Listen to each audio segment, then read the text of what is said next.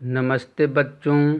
हम लोगों ने संप्रदान कारक अर्थात चतुर्थी विभक्ति के अंतर्गत कुछ नियम को पढ़े थे। पुनः चतुर्थी विभक्ति के अंतर्गत अवशेष नियम को पढ़ेंगे। पहला नियम हुआ क्रुधद्रुहेर्ष्यासूयार्थानां यं प्रतिकोपः। क्रुधद्रुहेर्ष्यासूयार्थानां यं प्रतिकोपः। क्रुध द्रुह ईर्ष्य असूय अर्थात क्रुध द्रुहेर्ष्यासूयार्थानां इव अर्थाः येषां ते क्रुधद्रुहेर्ष्यासूयार्थानाम् अर्थात क्रुध द्रुह ईर्ष्य और असू धातुओं के एवं तत्समानार्थक धातुओं के प्रयोग में जिसके प्रति क्रोध किया जाए उसकी संप्रदान संज्ञा होती है। इस नियम का अर्थ हुआ कि क्रुद्ध धातु, द्रुह धातु, ईर्ष्य धातु और असू धातु के प्रयोग होने पर जिसके प्रति क्रोध किया जाता है उस शब्द में अथवा उस शब्द की संप्रदान कारक संज्ञा होगी और उस शब्द में चतुर्थी विभक्ति का प्रयोग होता है तथा इन धातुओं के समान अन्य जो समानार्थक धातु होंगे, जिन धातुओं का अर्थ समान होगा वैसे भी धातुओं के प्रयोग में चतुर्थी विभक्ति होगी। वाक्य के द्वारा स्पष्ट करेंगे। पिता पुत्र पर क्रोध करता है। हिंदी वाक्य हुआ पिता पुत्र पर क्रोध करता है। इस वाक्य में कौन क्रोध कर रहा है? पिता कर रहा है। किस पर क्रोध किया जा रहा है? पुत्र पर। अतः पुत्र पर इस शब्द की पुत्र की संज्ञा हुई संप्रदान कारक संज्ञा। संप्रदान कारक में चतुर्थी विभक्ति होगी। एक प्रश्न यहाँ उठता है कि पुत्र पर चिन्ह तो अधिकरण कारक कहा है, अधिकरण में पै पर, परंतु नियम से ज्ञात होता है कि यदि क्रुद्ध धातु का प्रयोग हो रहा हो तो चतुर्थी विभक्ति होगी। अतः नियमतः चतुर्थी विभक्ति हुई। संस्कृत वाक्य होगा पिता पुत्राय क्रुध्यति द्रुह्यति ईर्ष्यति असूयति वा। क्या हुआ? पिता पुत्राय क्रुध्यति द्रुह्यति ईर्ष्यति असूयति वा। इन चारों क्रियापदों का अर्थ क्रोध करना है। अतः इन चारों में से किसी एक क्रियापद का भी प्रयोग कर सकते हैं। दूसरा वाक्य राजा नौकर पर क्रोध करता है। हिंदी वाक्य हुआ राजा नौकर पर क्रोध करता है। किस पर क्रोध किया जा रहा है? नौकर पर। अतः नौकर इस शब्द की संज्ञा संप्रदान कारक संज्ञा होगी और संप्रदान कारक में चतुर्थी विभक्ति होगी। अतः संस्कृत वाक्य होगा नृपः भृत्याय क्रुध्यति द्रुह्यति ईर्ष्यति असूयति वा। क्या होगा? नृपः भृत्याय क्रुध्यति द्रुह्यति ईर्ष्यति असूयति वा। दुर्जन सज्जन से द्रोह करता है। हिंदी वाक्य हुआ दुर्जन सज्जन से द्रोह करता है। किससे द्रोह कर रहा है? सज्जन से। अतः सज्जन की संप्रदान संज्ञा हुई। संप्रदान कारक में चतुर्थी विभक्ति होगी। संस्कृत वाक्य होगा दुर्जनः सज्जनाय द्रुह्यति। क्या होगा? दुर्जनः सज्जनाय द्रुह्यति। गुरु मूर्ख पर क्रोध करता है। क्या है हिंदी वाक्य? गुरु मूर्ख पर क्रोध करता है। संस्कृत वाक्य होगा गुरुः मूर्खाय द्रुह्यति क्रुध्यति वा। क्या होगा? गुरुः मूर्खाय द्रुह्यति क्रुध्यति वा। पुनः हम लोग पांचवा नियम पढ़ेंगे। पांचवा नियम दैनिक दिन प्रतिदिन प्रयोग होता है। जैसे कथ, कथ का अर्थ होता है कहना, और निवेदय निवेदन करना। धातुओं के साथ चतुर्थी विभक्ति होती है।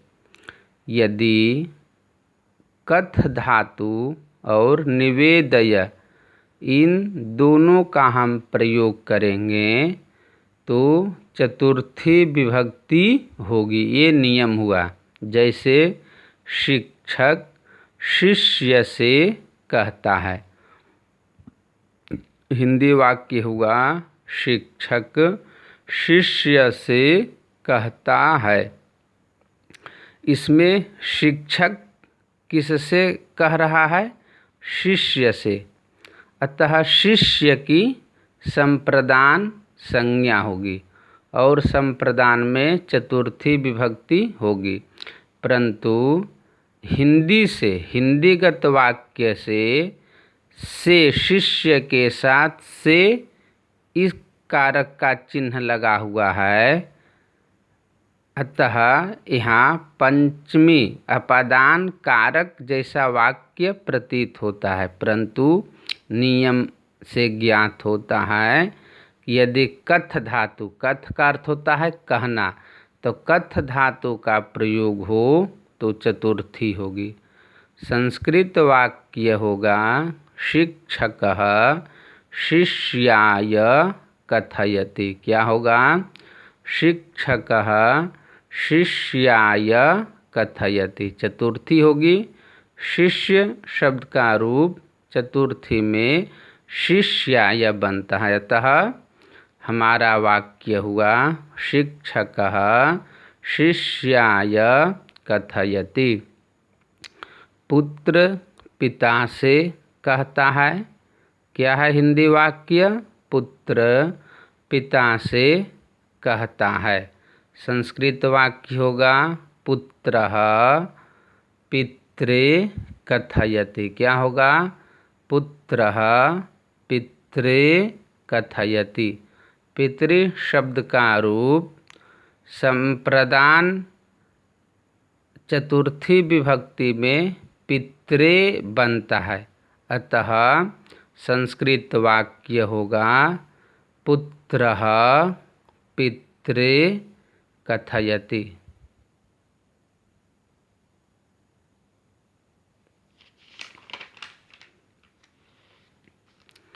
गणेश सोहन से कहता है। क्या है हिंदी वाक्य? गणेश सोहन से कहता है। संस्कृत वाक्य होगा गणेशः सोहनाय कथयति। क्या होगा? गणेशः सोहनाय कथयति। छात्र गुरु से निवेदन करता है। अब निवेदय इस धातु से पढ़ रहे हैं। छात्र गुरु से निवेदन करता है। संस्कृत वाक्य होगा छात्रः गुरवे निवेदयति। क्या होगा? छात्रः गुरवे निवेदयति। लक्ष्मण राम से निवेदन करता है। हिंदी वाक्य हुआ लक्ष्मण राम से निवेदन करता है। संस्कृत वाक्य होगा लक्ष्मणः रामाय निवेदयति। क्या होगा? लक्ष्मणः रामाय निवेदयति। राम गुरु वशिष्ठ से निवेदन करता है। क्या है हिंदी वाक्य? राम गुरु वशिष्ठ से निवेदन करता है।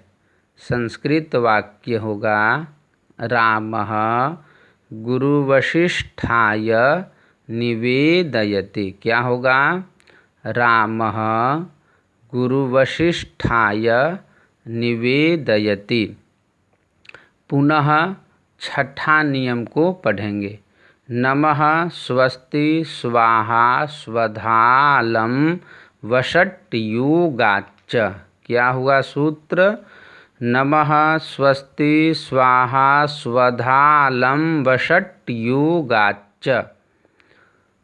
नमः स्वस्ति स्वाहा स्वधा अलम और वषट् के योग में चतुर्थी विभक्ति होती है। अर्थात नमः स्वस्ति स्वाहा स्वधा अलम और वषट् के योग में चतुर्थी विभक्ति होती है। नमः शब्द का अर्थ होता है नमस्कार करना। स्वस्ति शब्द का अर्थ होता है कल्याण अथवा आशीर्वाद। स्वाहा शब्द का प्रयोग हम यज्ञ इत्यादि में करते हैं कि यह आहुति अग्नि के लिए है, यह आहुति इंद्र के लिए है इत्यादि।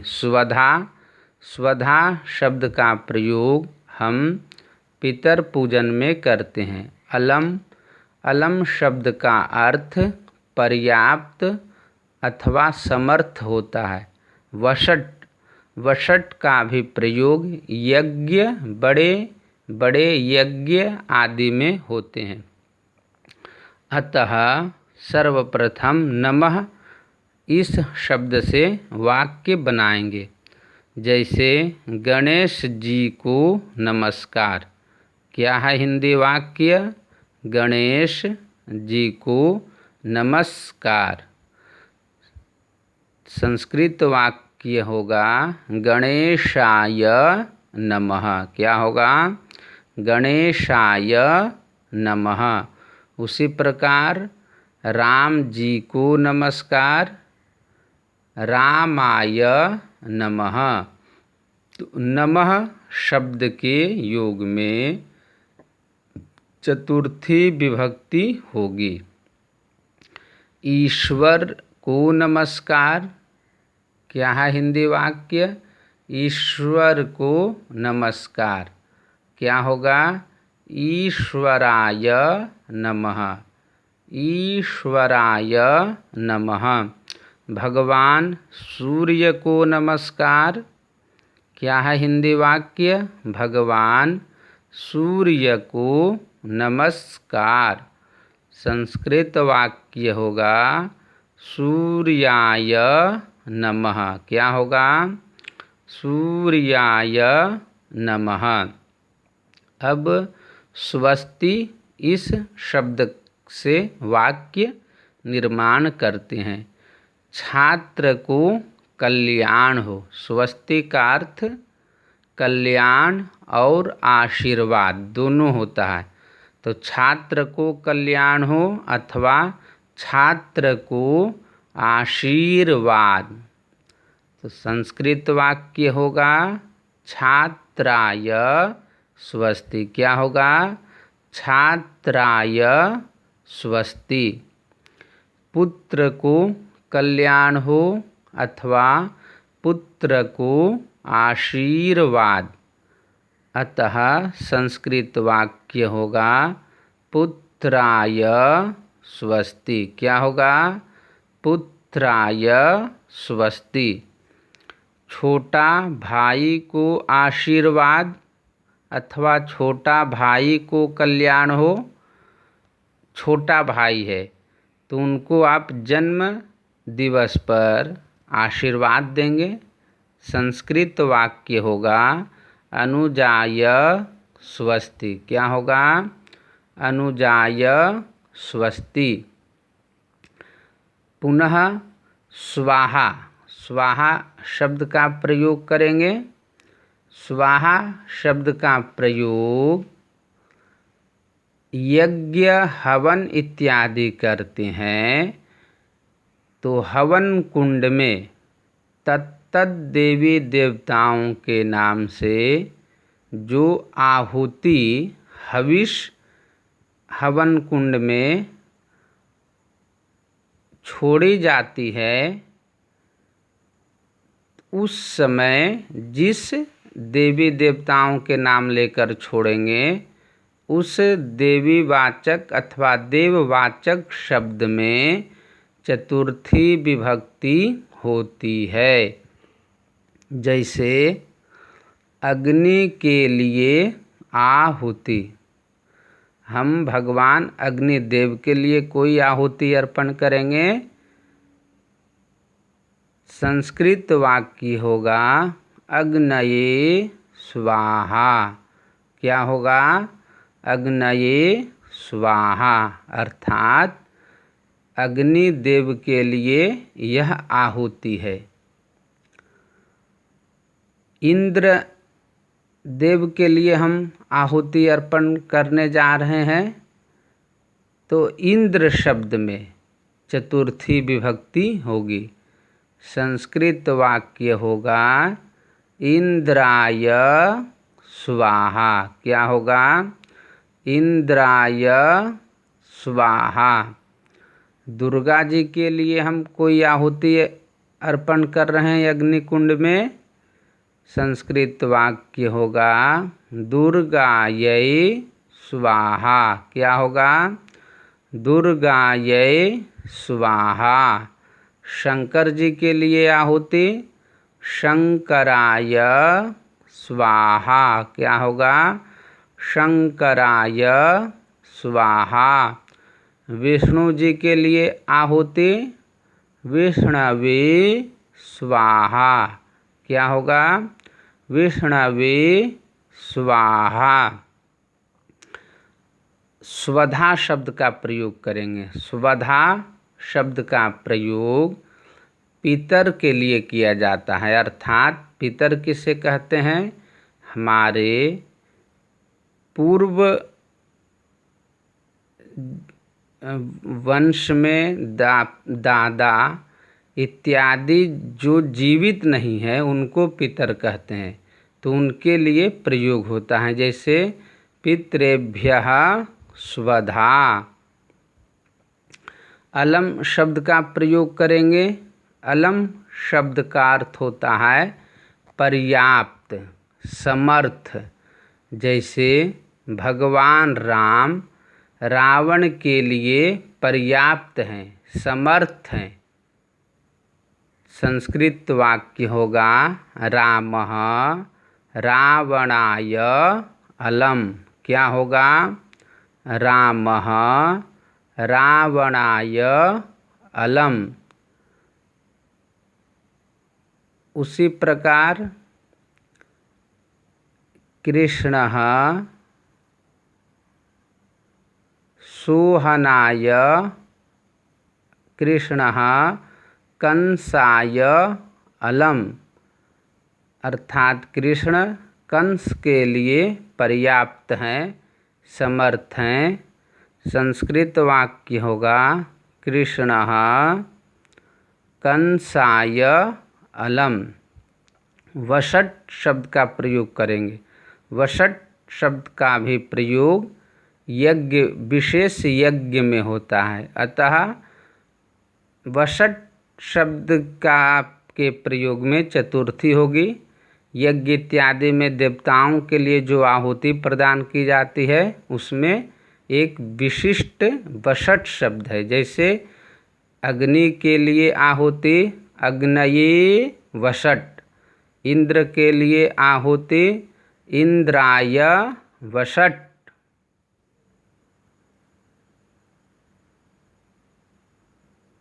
भगवान विष्णु के लिए आहुति विष्णवे वषट, शंकर जी के लिए आहुति शंकराय वषट।